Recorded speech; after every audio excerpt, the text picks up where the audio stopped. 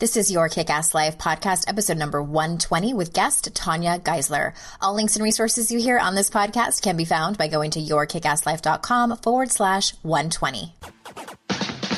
This is the Your Kick-Ass Life podcast with Andrea Owen, a no BS guide to self-help and badassery. Because ladies, let's face it, life's too short for it to not kick ass. And here's your host, the girl who serves it up straight with a side of crazy, Andrea Owen.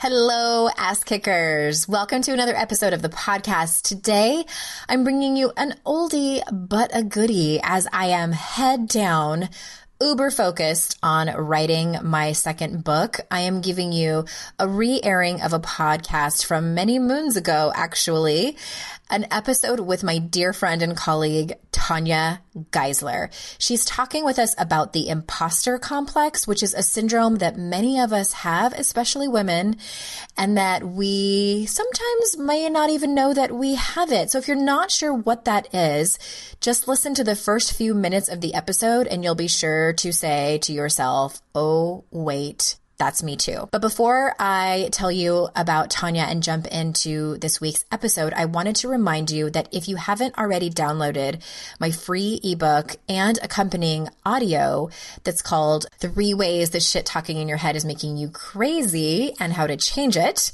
you can do so by texting the word kick-ass to 444-999. That's all one word, kick-ass to 444-999. It's super easy peasy and you'll get that delivered to you and get some concrete, practical tools to help you manage that pesky inner critic of yours that we're often talking about over here on the podcast.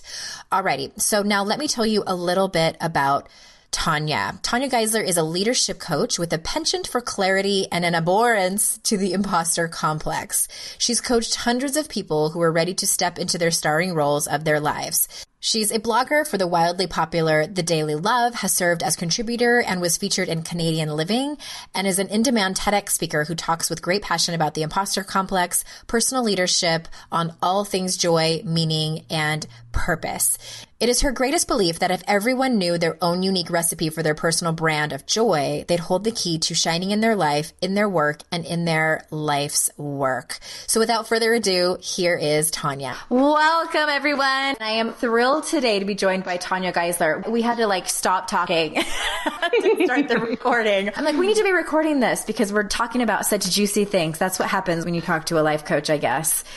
And Tanya is, and I read your bio. Everybody knows who you are and that you're all about stepping into your starring role, which I love. But I first want to talk to you about the imposter complex. And I couldn't wait to get you on the phone with my people because I'm sure that there's a lot of people listening who struggle with this. So first, can you explain to us in your words, what is the imposter complex?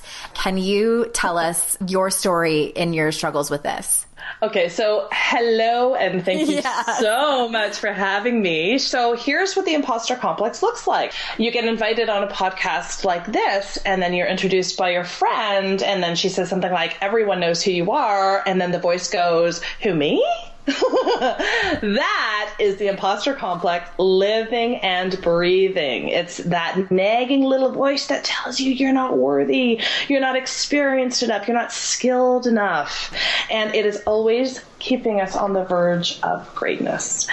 And I'm kind of done with it. And it's a liar. It's a really bad, stinking liar. And I'm really fed up with it. Yeah, I have dealt with that too. It just that whole person. Okay, so I have an example.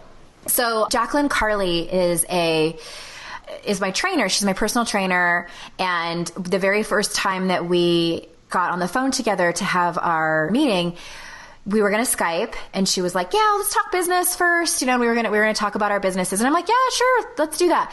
So she just wanted to ask me some questions, a little consult type thing. And she was like, well, Chris is going to be on Skype with me. Is that okay? Her boyfriend is Chris Brogan. Mm-hmm. Do you know who he is? Me? Yes. Oh, gosh. And I love Jack. Jack is amazing. We're friends. Yeah. So I text my dear friend, Kate Courageous, and I was like, so Chris Brogan wants to talk to me about my business. This Chris Brogan, who's got like 500,000 Twitter followers, who's like an international speaker, like 3 books, bestsellers. And then Kate's response was, well, of course Chris Brogan wants to talk to you about your business. Like, but I immediately went to, I'm like a tiny, tiny fish and he's this big fish and they're this power couple. And why would you even want to talk to me? So yes, that is the imposter complex in action. And guess what else? I would be willing to bet anything that Chris Brogan also experiences the imposter complex. And this is part of the insidious nature. We all have had times because by definition, okay, so I don't feel like they probably get enough props for this. The term is actually the imposter complex, the imposter syndrome, imposter phenomenon. It was coined by 2 clinical psychologists back in 1978, and they were interviewing women and they were noticing that they were incapable of internalizing any of their achievements. And we know that men absolutely experience it too. Women have it in different ways of going about it, and I go into that in some detail in my TEDx talk on the topic. But it's really anytime you hear yourself attributing your success to luck or chance or anything beyond your talent, skill, or efforts, right? So it's a matter of time before they find out that you're not quite as magnificent as maybe they had made up because they made a mistake, right? I've heard that before. Yeah, like when is everybody going to find out? I have no idea what I'm doing. Right. Right. Yeah. Right? Yeah. Or they just invited me because they ... It has nothing to do with our abilities, nothing to do with the fact that you're an incredibly interesting woman who's creating this massive empire and who wouldn't want to get into and under that. That's why we're like 20 minutes late on this call, because I want to get into and under it. So like almost by definition, if you are this is the good news about the imposter complex. If you are high functioning, high achieving, and you have any values of integrity and excellence and mastery, there is an excellent, exquisite chance that you have experienced the imposter complex in some way, shape, or form. Mm-hmm. Yeah. Mm-hmm. Which I think that is everyone that's listening to this podcast right now. Yeah, totally. Those are my people. Those are your people. And so I actually want to, if we can, I've really drilled it. I have been making such a study of this because of, it's really meta for me, right? It's like, who am I to write about the imposter complex? Who am I to speak about the imposter complex? Oh, right. There it is. So it's like super fresh for me. I've identified a bunch of different specific lies that it likes to tell us. You want to hear them? Yes, please. Yeah. So lie number 1, your self-doubt is proof of your inadequacy. So it also sounds like, how can you lead or serve others when you are full of self-doubt, right? Mm-hmm. So that's like, you need to have it all together. You need to be mastered. Mm-hmm. But reality is self-doubt is proof of your humanity, not your inadequacy. Line number 2, successful people don't experience this. It's exactly what you sort of showed up. I love this there's this, there's tons, Tina Fey, Chris Martin, Stephen King, Sheryl Sandberg. We can lose it when we find out that these people that we look up to, that we revere, have had this. I also remember Oprah saying once that it doesn't matter who the guests are and however many years that she had done her show, it didn't matter who they were, they would come up to her and say, how did I do? Like Sidney Poitier is worried about how he did on Oprah's show, right? Like madness. So you are an excellent company. It's actually so many, we might not have time to go, but also this competent extremities piece, you are all or nothing. Mm-hmm. You are either a wild success or a dismal failure. Dichotomous thinking. That's big in high achievers. Totally. And of course, at both extremities are total lies. And they're traps, right? So of course, we are everything in between. And then the 4th lie, and again, I don't need to get into all of them, but you have nothing useful to say or original or important. Mm-hmm. I've heard that one in my head.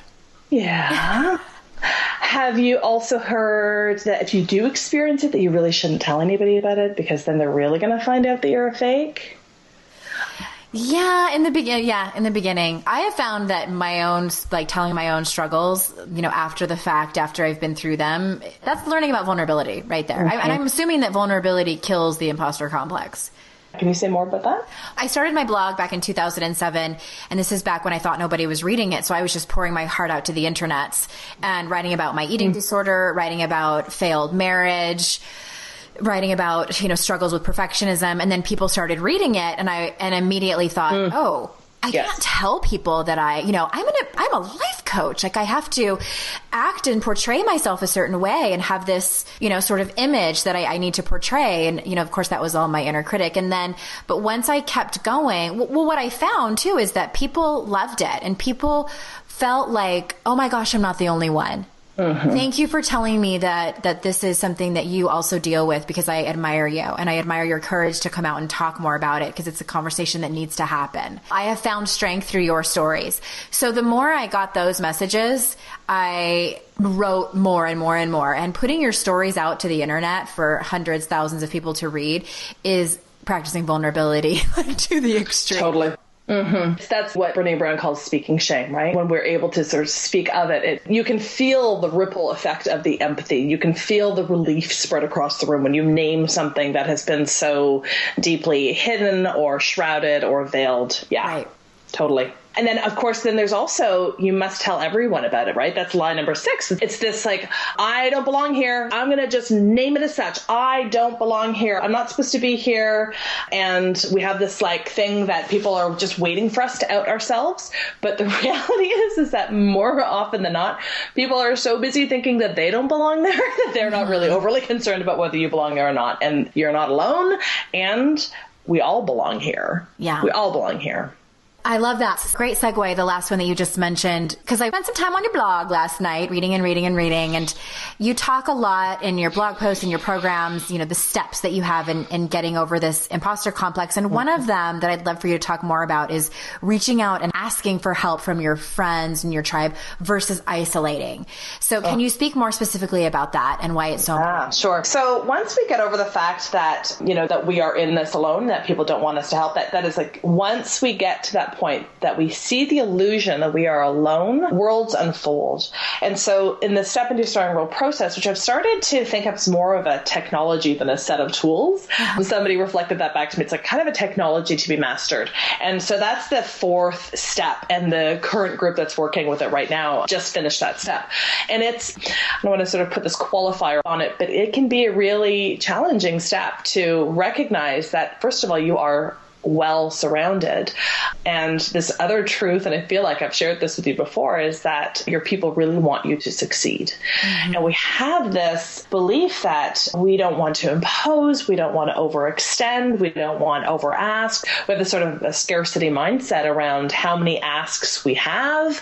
We don't know what to ask. We just feel a little lost. And God, who wants to see that sort of like that complete mess? Mm-hmm. So we have to have it really buttoned down and really polished. So I call this assembling the cast.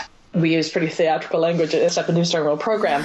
This is really about filling the gaps that you have identified in the previous steps, because you do have to meet the critics. That's one of the parts to understand what the objections are, which is, you would speak to in the gremlin language. So what are all the reasons that you're not supposed to have it exactly as you want to have it? Once you've sort of nailed that down, then you can understand what the realistic objections are, and then what's the work of the critic that just really needs some deft handling. And we all have our ways of handling the critics. And I know you've got a whole book dedicated to that.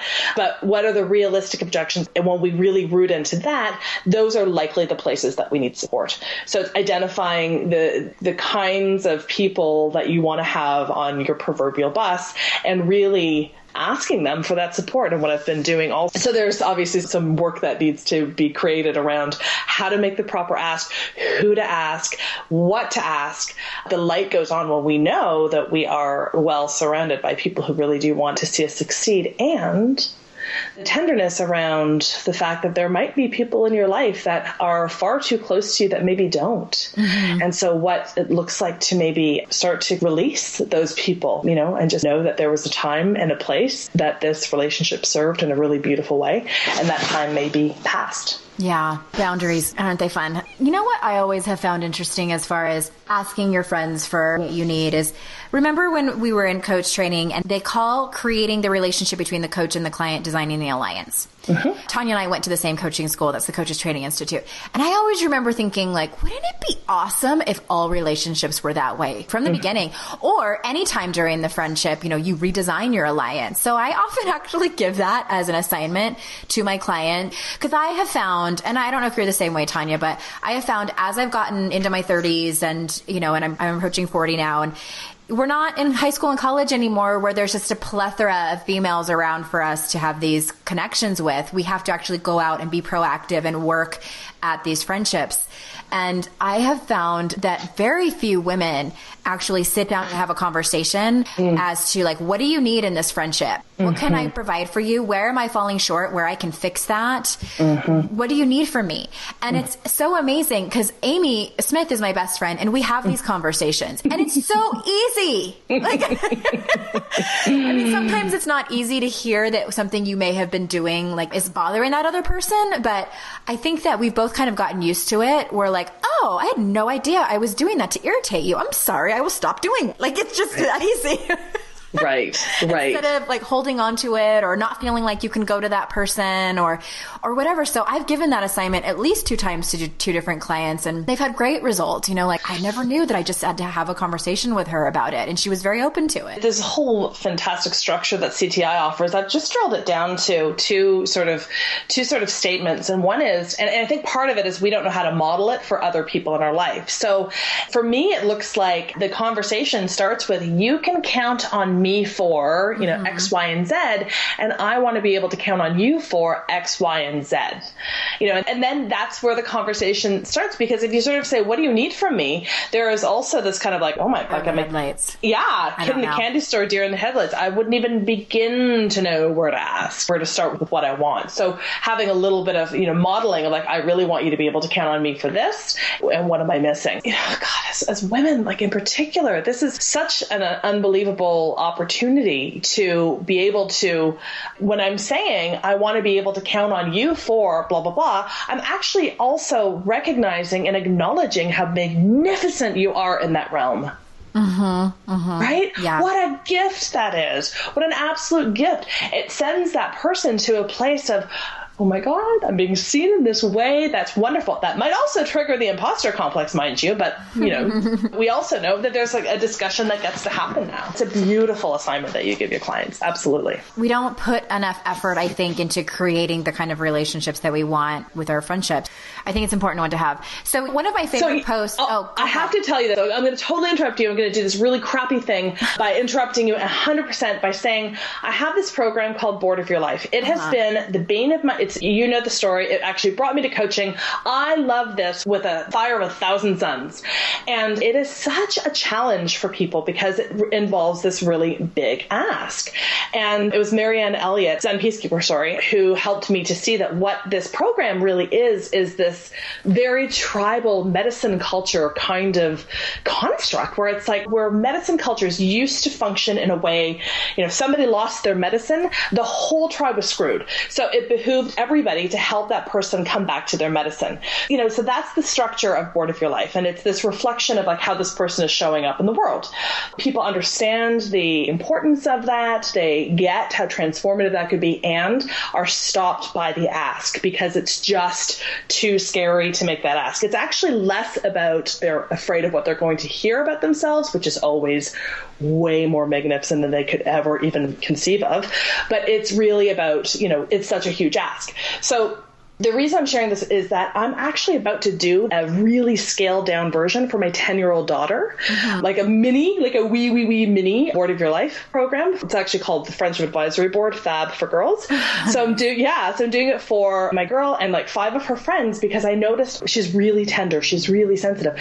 But when it was her birthday a couple of weeks ago, she was able to really open up to how she was being seen in the world. So I'm starting to see that my work in the world in the Imposter Complex, this is a treatment of something that started so very long ago, maybe started to form at the ages of 10 and 12. So I have no intention of working with kids in the long term, but I want to create this program for parents to be able to use with their daughters to see if we can prevent the imposter complex, to see if we can engender these kinds of conversations where I'm recognizing you, I am acknowledging you for this incredible person that I see in front of me. If we can start those conversations really young, what's going to happen, right? Just kind of blows my mind a little bit. I think worlds can change.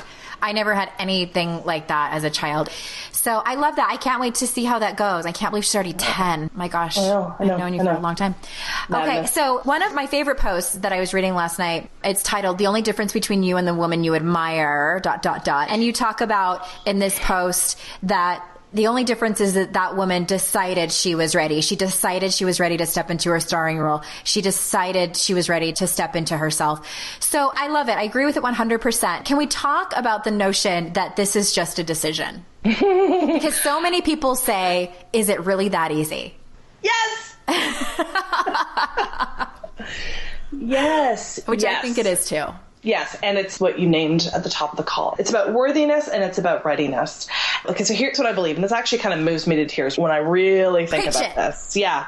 Latent in our being, in the very core of who we are the solutions to every last crappy bit that we are facing as a society. Greed, corruption, and we know what needs to be done. We know how to heal it. We know how to fix it. We know how to change it. But it's back to this Marianne Williamson quote about, who am I, right? Who am I to be this light? Who am I to make this change? Who am I?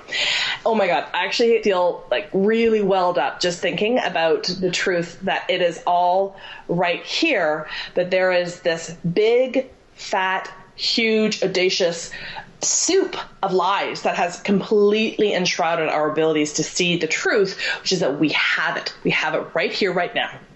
Oh my God, like totally verklempt just thinking about it. Honestly. So who are you not to is really the question. And the readiness piece, the decision, it comes with a lot of risk. There's no doubt. There's no doubt that there is risk. There's no doubt that, when you step into that spotlight, there will be people who will project onto you. There will be people who don't like what you have to say. So it's the decision. Are we ready? Are we willing to step into our magnificence and manage the fallout that's probably that may ensue? Are we ready to face the fears that have kept us back? Are we ready to manage the disconnection that we imagine is going to happen? Are we ready to manage the fallout, which is so much bigger than we have already made up, which is why this is this technology. It's like, really, what are all the ways that you can't have it? What are all the reasons that you have been holding yourself back? Mm-hmm. Wow. Slow clap over here. I love it. Well, it reminds me too, when you were saying all that, of in Brene Brown's TED Talk that she did in 2010, I think it's around minute 8. And this is the very first time I saw it. I just fell apart in tears. She had done all this research and she had this weekend where she was pulling all the data and the research that she had done over the years because she wanted to know what the difference of these group of people that lived life with their whole heart and were vulnerable and those that did not. She wanted this concrete answer, like what was the main difference? And really, she said what the difference was is that the people who did love and live with their whole heart, they just decided they were worthy of it. They just decided. I remember my own face when I saw her face saying that, even she was surprised by her own answer. And I love science. So I was like, really? And when I saw that in 2010, I was well on my way already and thinking okay, that's true. And I have decided this and there's no other magic pill or anything that I have to do. It just is a decision. And I love that you said that it's risky because it is so risky and it's so scary. And to me, I don't know about you, but I had to get to a place where I drew the line in the sand because I was more afraid of staying the same than I was of risking making the decision to totally step into my starring role, like you say. Mm-hmm. Absolutely. And this is how we know that it matters, right? Think about your former life. You would go to your work, it'd be fine. You get the paycheck. It was really easy. You satisfied clients. I've actually kind of forgotten what you did in a former life, but there was nothing wrong with that. There was nothing wrong with that. It was an honest life. It was a good life. It was not my calling. It was not scratching the itch of my soul. And, for me, the moment, I've shared this before, that when my mom passed away, my daughter was born that same year. And it was what happens in this short life and what am I being called to do? And there's a way in which I know, I want to just say this, I am absolutely fully embodying my understanding of my potential as it is right now. And I want more. You know, I want more, and I'm going to continue to work towards that. And that means that I'm going to have to continue to face the new critics that show up. I have to make new decisions. I have to face the new critics. I mean, I have to bolster my authority thesis. I need to assemble the cast again, and I need to do the work, and I need to celebrate, because you absolutely have to celebrate what you've done, which, as you know, and as people listening know, celebrating is probably the trickiest thing, right? Again, with Brene Brown, she says that joy is one of the hardest emotions to be with. And we remember this from coach training, with process coaching. Like, it's really easy to go into like the really, it's actually not, it's not that easy, but we can take people to the deep, dark places that need to be healed. And we also need to take them into the profound bliss that they have experienced in their life and really fully activate that, so that we are conditioned for more. Yeah. It's interesting. Yeah, you said so many profound things there that I wanted to touch on. And I am so glad that Brene Brown said that about joy, because I experienced that when I wrote my book. Like, I was working with a CTI coach. She was my coach, and she kept trying to pull me back and like, well, isn't it amazing? You know, like, look at your book is on the book. And I was like, yeah. It's kind of okay. But I think I'm going to do this now. Like, I was like, on to the next thing. And she was like, how dare you? That's what she said. How dare you not celebrate? And it's funny, because that's another assignment I give to my clients. Like, when was the last time you sat down and even just made a list of all of your accomplishments? I have yet to meet a client who's like, oh, I did that on my birthday, or I do that every New Year. And I mean, it's something that I have to stop and do. I had my very first coach assign that to me, and I was blown away at everything I'd done. I was like, damn. And then the qualification comes in, though, right? This is another one of the lies of the imposter complex, that there's something about, like, you know, what I have accomplished. It's not relevant to what I'm trying to do, so it doesn't matter. Doesn't count. That's bullshit. Your tenacity is currency, man. Like, you did it. Yeah, I love that. Your tenacity is currency. That's going to be a tweet this. Yeah. And I invite everyone who is listening right now, that's your assignment. That's your takeaway. We want you to write down a list and celebrate. What does celebrating actually look like? May I add to that assignment? Of course. I would really love for them to list of accomplishments, and then also go through their emails, searching for keywords that they really light them up, like brilliant or genius or magnificent or whatever the words are, to sort of regroup all of the emails, all of the references and the sweet tweets and the testimonials of what other people have said. So it's this two sort of pronged approach. One is like how people reflecting back to you, which is like the most basic version of what Board of Your Life is, as well as integrating your own beliefs about what you have achieved. Because this is the thing, like, this shows up in the work that I do with my clients as well, because it really is this qualification of like, does that really count? And of course, yes, it does. When we are able to see how we're showing up in the world, this is also one of the lies of the imposter complex, by the way. The reason you don't actually allow those beautiful emails that you have received to really be integrated is that you actually can't trust the praise of others, because, quote unquote, they're just being nice. This is what the imposter complex has you believe, right? But of course, it's not their fault. Like, you've just done such a good job pulling the wool over their eyes, right? So the two part of this is that they are actually reflecting back their magnificence. They are looking to you as a reflection of what they love deeply about themselves. So it's actually less about you and more about them. And it is still their truth. What they are seeing in you is their truth. So accept that as the gift that is, and sometimes we get given these gifts and it's like, really? An acrylic sweater with like a kitty cat on it? Like, you think that that's me? But you still understand that there was heart and there was soul and there was thought and love that went into that. So you receive it in that way and you say, thank you. Yeah. Yeah. Oh, such good nuggets. So tell everyone where they can find you. And if you have anything going on right now, the floor is yours. Thank you. So they can find me at TanyaGeisler.com. When they're there, they should sign up to get my 12 Lies of the Imposter Complex and 1 Truth. And the truth is so good. And when they're there, they'll probably see that I'll be loving up my Step Into Your Starring Role program. Thank you so much for being here. I'm so glad that I got to introduce you to my people. And I'm sure that they thought you are just as lovely as I think you are, because I absolutely adore you. Thank you so much. It's a total honor to be here. Oh, all right. So until next time, everybody, I will see you later. Bye-bye.